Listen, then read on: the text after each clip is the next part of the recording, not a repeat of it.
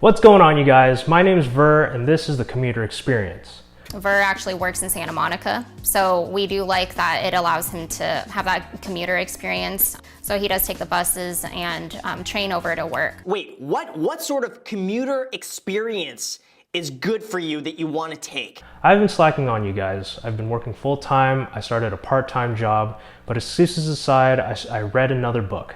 If you're new to the channel, I have a daily commute to and from work from Ghandi, California to Santa Monica. On average, it takes me about an hour to an hour and a half, so that gives me about 12 to 15 hours a week to be productive. What do? I read books, I do work, I smash the like button for the YouTube algorithm. Before we get into this video, I want to mention that I read this book on my iPhone. So I always have my iPhone on me, but not right now. I film with my iPhone. A cool app I use is called Overdrive, where I can link my library account and check out library catalogs from most major library systems. You can check out books, as well as download them straight to your phone. Being that I always have my phone with me, I thought I'd try it out. With that, let's get into the video. Think and Grow Rich by Napoleon Hill was first published in the 1930s, following the Great Depression and in the middle of World War II. Many people were devastated by the loss of money and businesses, and Hill took it upon himself, along with many other stories, to write this book. The overall theme of the book is success. Money isn't the only thing that can make you rich. Hill shares stories and studies the most successful people of all time, including Thomas Edison, Henry Ford, Gandhi, and also Andrew Carnegie, many other people of the time who were successful in the midst of the Great Depression. And he talks about the 13 habits of successful people.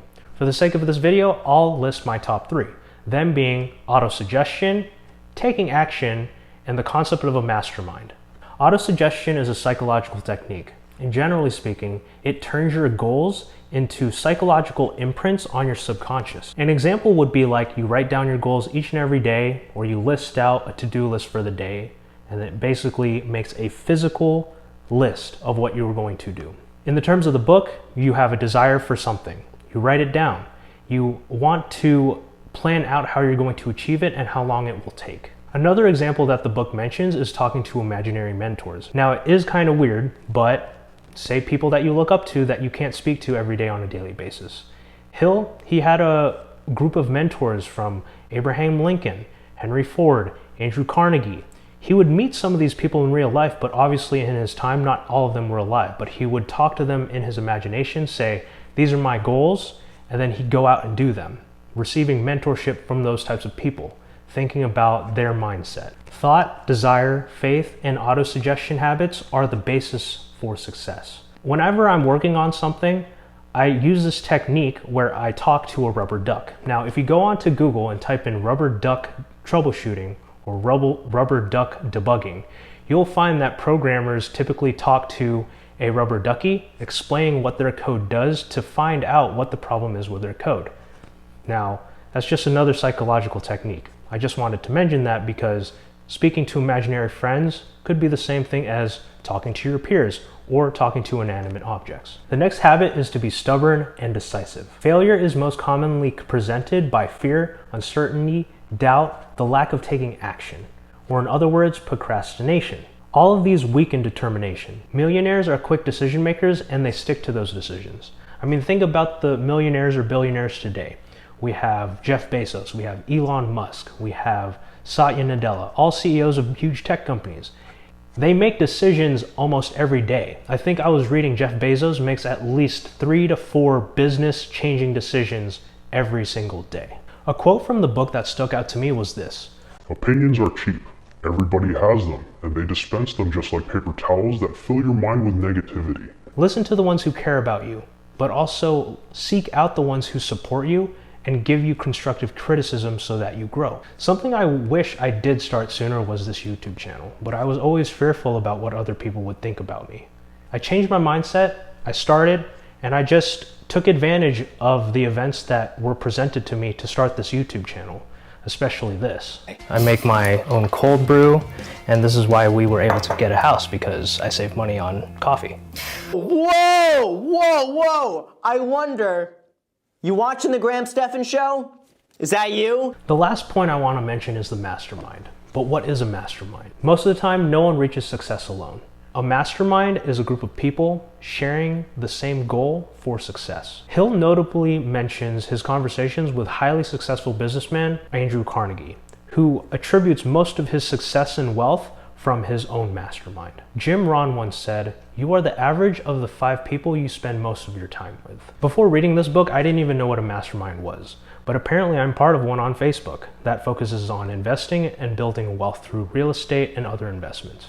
You can find one of these on Facebook or any way means of meeting up with people. Like you can meet up as a group in your local area, in your local city. But the whole point is, in a mastermind, with each deal and success, the group grows. They grow with experience, they grow with failure, everything like that. The whole point of this is saying that you should never go at something alone. The book concludes on a couple chapters about Fear and evils that can get in the way of success. There are 6 main ones, but the one that is mentioned, and probably the biggest one, is negativity, which I actually mentioned before in the video. My whole life I've considered myself an optimist because I always thought it's okay, the best is yet to come, which it's a good mindset to have.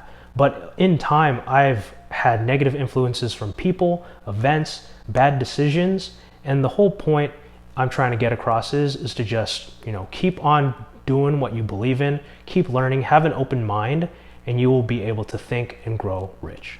I am definitely adding this book to my top 5 books, next to The Simple Path to Wealth that I previously reviewed. I strongly encourage you to pick up this book to find out the other 10 habits that I didn't mention in this video.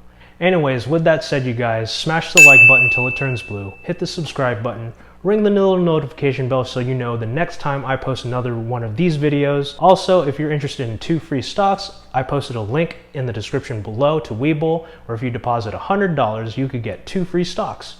One where it's valued up to $1,400. There's also a link to Robinhood.